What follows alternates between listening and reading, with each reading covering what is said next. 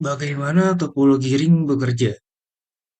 Dalam konteks topologi jaringan, topologi cincin ditandai oleh setiap simpul yang terhubung tepat kedua simpul lainnya, sehingga membentuk saluran tunggal dan tidak terputus untuk transmisi sinyal melalui setiap simpul, menciptakan struktur berbentuk cincin. Nah, jadi topologi ring ini cara kerjanya ya ditandai dengan setiap simpul yang terhubung tepat kedua simpul lainnya. Seperti pada contoh slide sebelumnya, dia akan berbentuk cincin seperti ini, cincin satu arah ataupun cincin dua arah. Dia akan berputar sebaliknya kalau dua arah. Oke, lanjut lagi. Transmisi data terjadi secara berurutan antara simpul-simpul, di mana setiap simpul dalam jaringan bertanggung jawab untuk memproses setiap paket data yang diterimanya. Proses pengiriman data antara simpul-simpul dalam jaringan cincin adalah sebagai berikut.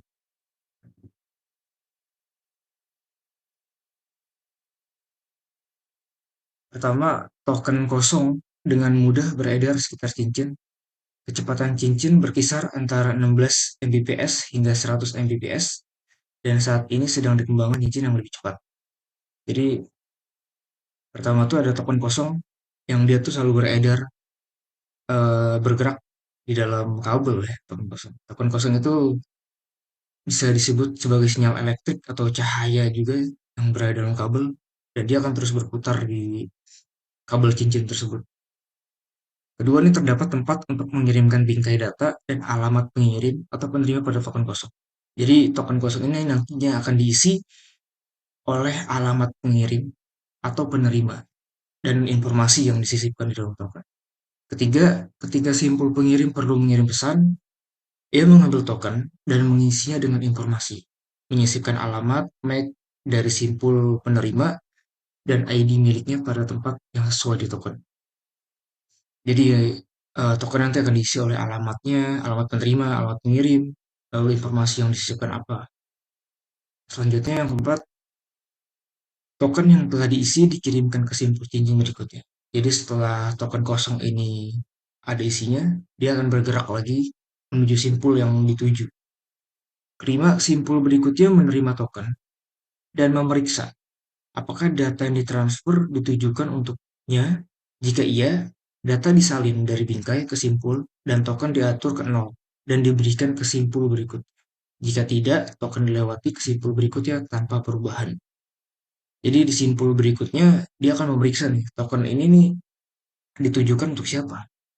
Kalau untuk dia, maka datanya akan disalin ke simpulnya.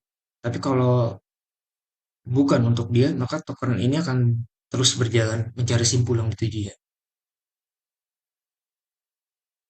Keenam, prosedur sebelumnya diulangi sampai data mencapai lokasi yang dituju.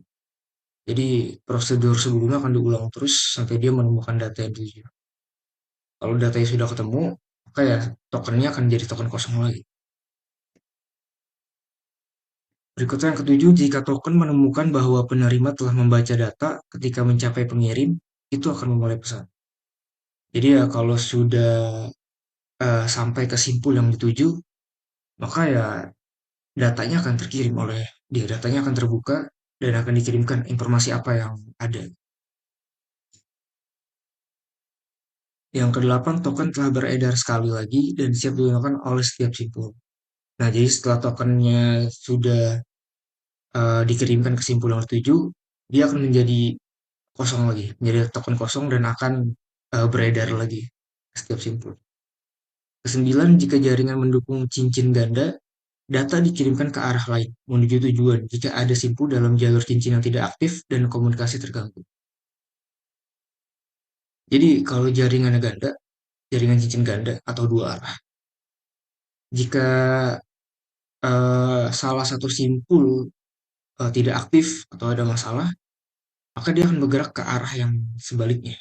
Bisa di arah sebelah kiri ada simpul yang tidak aktif atau ada yang terganggu, maka dia akan berputar ke arah sebaliknya sebelah kiri.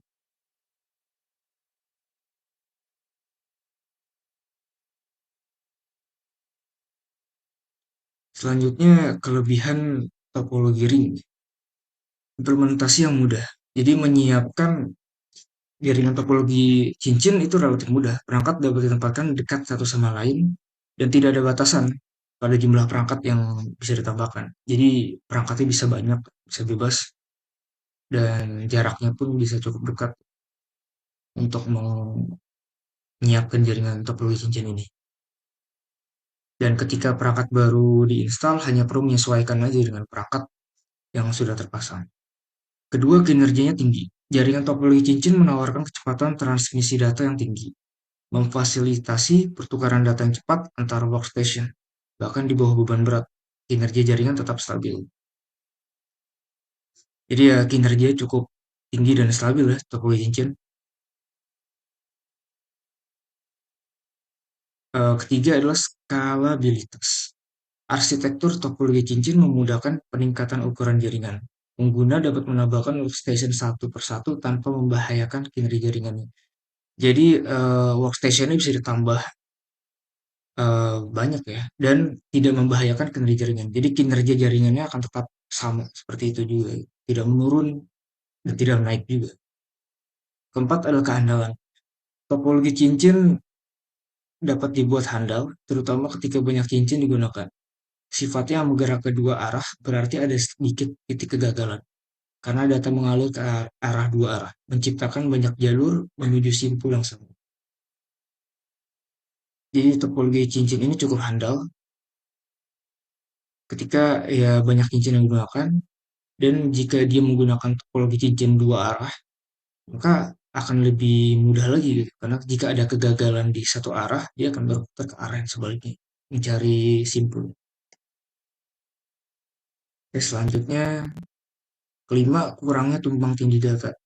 Jadi benturan data jarang terjadi dalam topologi cincin karena aliran datanya satu arah. Hal ini menghasilkan proses pengiriman data yang lebih sederhana dengan peluang konflik yang lebih rendah.